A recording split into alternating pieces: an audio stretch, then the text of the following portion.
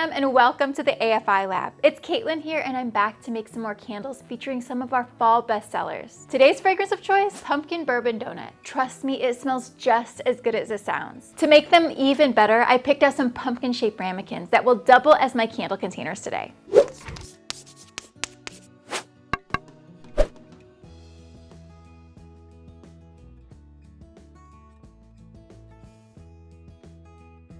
To speed things up, I'm getting my wax ready here in my melting pot. As usual, this is my go-to GW464 soy wax, but feel free to stick with whatever wax that you prefer for your own container candles.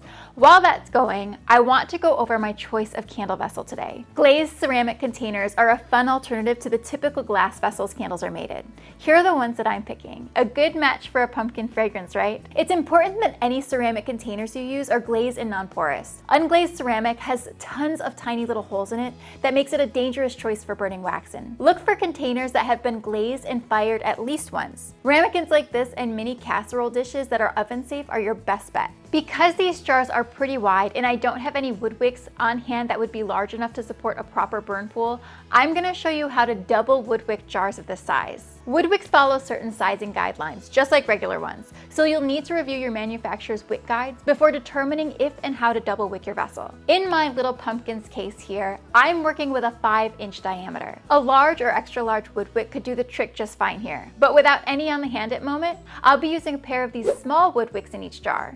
These small wicks are suitable for containers that range from 2 to 3 inches wide. This means 2 of them will be able to create a proper burn pool in these pumpkin ramekins. Let's get them wicked. Be sure to keep your wicks as evenly spaced from each other and the sides of the jar as possible. Okay, now that our mini wick lesson is done, the wax is fully melted and sitting at a temperature of 185 degrees Fahrenheit.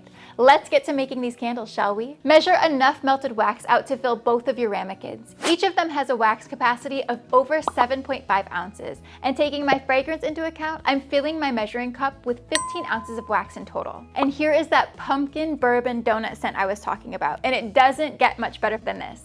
I've already measured it out to 0.9 ounces for a 6% fragrance load, so I'll just pour it in and stir it well. Give the wax some time to cool and really blend with that fragrance. When the temperature drops to the ideal pouring temperature, you can fill the jars. Mine seems to be about 139 degrees. As usual, I pour on the cooler size to minimize sinkholes from forming. What's nice about opaque vessels like this is that you don't have to worry about wet spots where the wax pulls away from the container walls. Fill the jars, leaving 1/4 of an inch of space at the top so we can cap them off with their cute little pumpkin stem lids later. These will take at least a couple of hours to cool and will need even more time after that to cure.